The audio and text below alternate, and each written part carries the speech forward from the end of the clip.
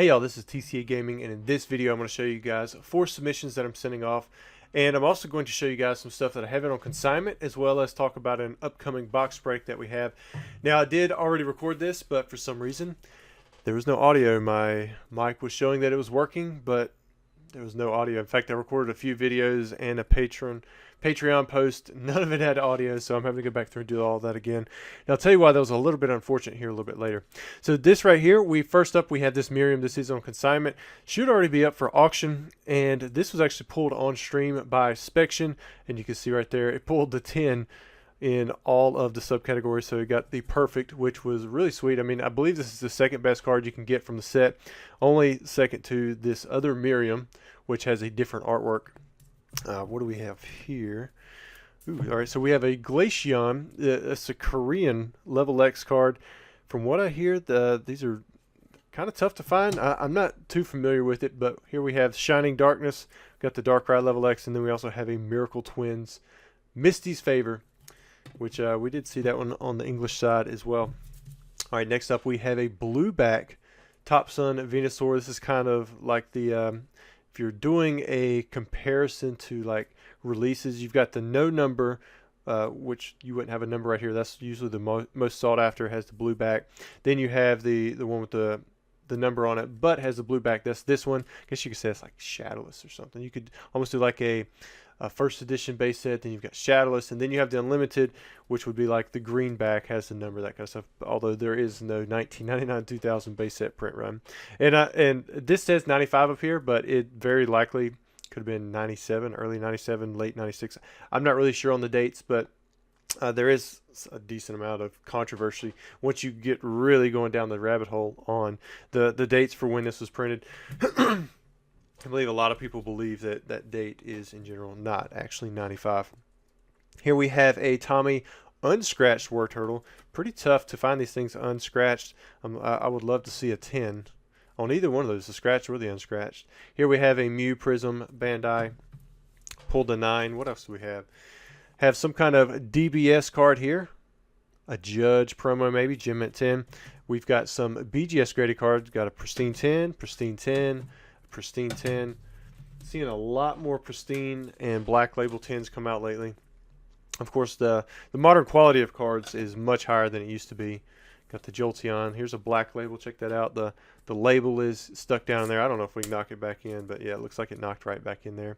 You would think with the Black Label, or at least the case, I mean, you'd want to keep that up in there. I probably scanned it with it off. Here we have the Duraludon VMAX, another Black Label. We have a third Black Label with this Golem poker set card, and then we're going to finish off with a DBZ Black Label. And then I do have one more card. This is from a game that I've never sold before. It's Nostalgics, but it's the Booster Box Dragon, and crazy enough, I could not list this card as Booster Box Dragon. I had to put like a dash between Booster Box. So if you ever have that issue where it looks like it would have taken Booster Dragon in the eBay title, would have took Box Dragon in the title, but because Box came after Booster, it was flagging it that it was supposed to be some kind of multiple card category. So I put a dash between it, and that overrid the error. So if you ever run into that, that might be something handy to keep in mind. All right. Now, before we get to the submissions, we are having another base set box break. If you guys were around Tuesday, we pulled the No Stage Blastoise. As far as I know, that's the very first and only time it's ever been done on camera. That was really sweet. And the previous box, we had pulled 2 Blastoise. These all should have been from the same case. That one did not have, neither one of those had the no stage. So it's, I think if you base it off of maybe one of those on a sheet, it's unlikely that other boxes from the same case would have that error. Unless it was more than one. I mean, we really don't know. We've never seen a sheet. But this is also from the same case. This is one that I was supposed to have sold sealed. Had it sold until that little bust right there. We're going to do the break differently. We're going to sell them unweighed, but when we get to your pack order, we'll pull the packs like we do normally. Then I'll have a scale there, and we're going to weigh them. If they are light, then I'll just ship it to you sealed. If they're heavy, we'll go ahead and open them up. This way, at least the packs that are getting opened up are going to have hollows, and if you're not going to have a hollow, you can retain the value of the sealed pack itself. But it will be a light, but you're going to at least retain some of that value. All right, so next up, let's do some of these submissions. Let's start with this. Here's the first 25. So I don't have it with me anymore.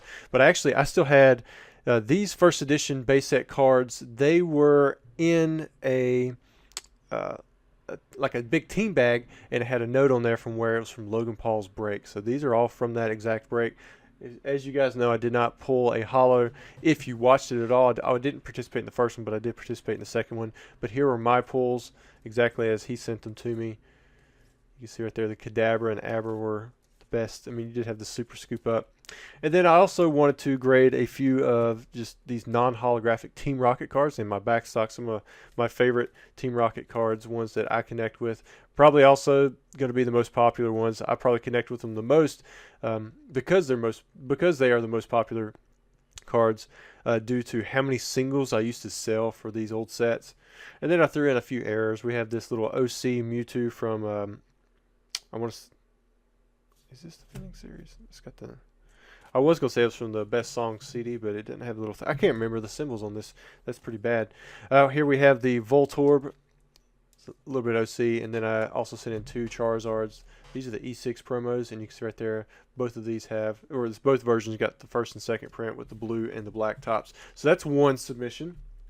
Nothing was open there. I mean, the pack technically was open from a break. I just never graded the stuff. All right, next up, these right here. Again, these were all graded in the last video. And I cracked them open because this is going to be a resub. So all of these were graded anywhere from PSA 2 to PSA 9. I believe this one was an 8. But I kind of went into condition pretty in depth, showing them on camera. Maybe I'll show a few clips of that. Although, well, guess what? If you go back to 2 lives ago, you can actually see where I show these graded. This birthday Pikachu, I believe, was a 6. Both of these, this Maryland and Slowking from the Reverse Hollows, Southern Island Collection, both of those were 7s. I believe this Gyarados was an 8. This Vaporeon, it was a 7. I believe this Venusaur was a 7. Dark Persian, this was an 8. This was an 8. This was a 7. And again, most of these are like really nice condition. I thought that they were quite undergraded. This one may have been graded correctly based off of what PSA grades because this was a ribbed card. So they graded it as a 3. This is one that was an obvious misgrade. This was not one that was like subjective. This was graded as a 2, and I tell you, it's probably an 8-9 condition. I'd probably give it an 8, but yeah, it was a 2, and I've had that one forever. In fact, there was one card, there was a Typhlosion that I have as a 1 that most likely was supposed to be a 10, and the reason I keep it in a 1 is because it's probably worth more as a 1 than a 9, and I don't see it getting a 10. Now, a lot of these EX era cards, these were like really nice shape. I didn't see basically anything on them. The condition was very optimal. Some of these were 9s. In fact, many of these were 9s already, so this is just me taking a chance. And all of these cards, these were picked out of thousands. You know, these are just 25 that I decided, hey, I'm going to try. I'm going to crack them out. I'm going to try to regrade them. So this Salamence, like this was a 7. Trying to flash it a little bit. The zoom is pretty focused. But yeah, honestly, I didn't even see anything wrong with the card. You see maybe one white dot down there. But this whole submission was graded really tough. And these were some of the best cards in the submission. These were supposed to be pack fresh. So we'll just see. We'll see how those regrade. I do have all of the little grading tabs. We'll show what it was before, and then I regraded them, and we'll see where they're at now.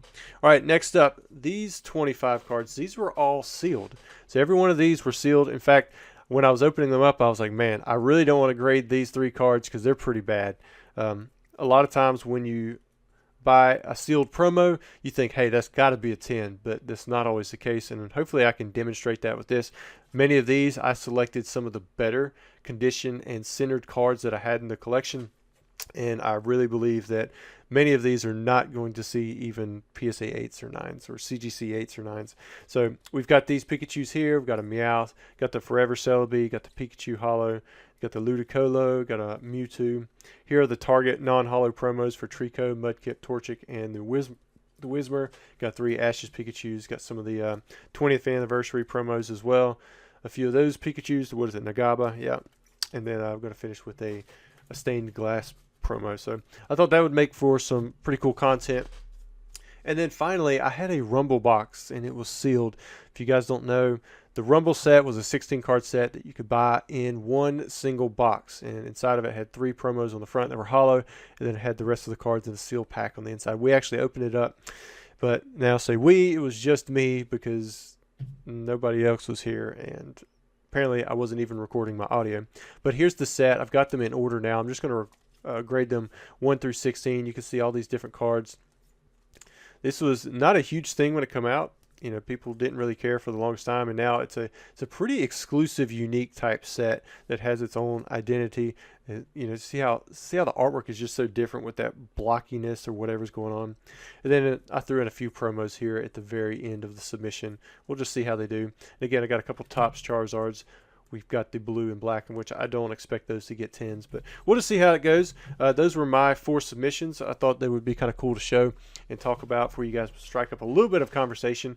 And again, if you guys are interested in the box break, you can still get in on that. Most likely, usually the unweighed packs sell much slower than the heavyweight packs, although I do have more heavy packs coming in. If for some reason we do sell this through this box, the unweighed packs before the live break, I've got another Fossil First Ed box, and we will make that one available. I don't know if we'll do it similar to this one or if we'll just do straight heavy. I'll just have to see.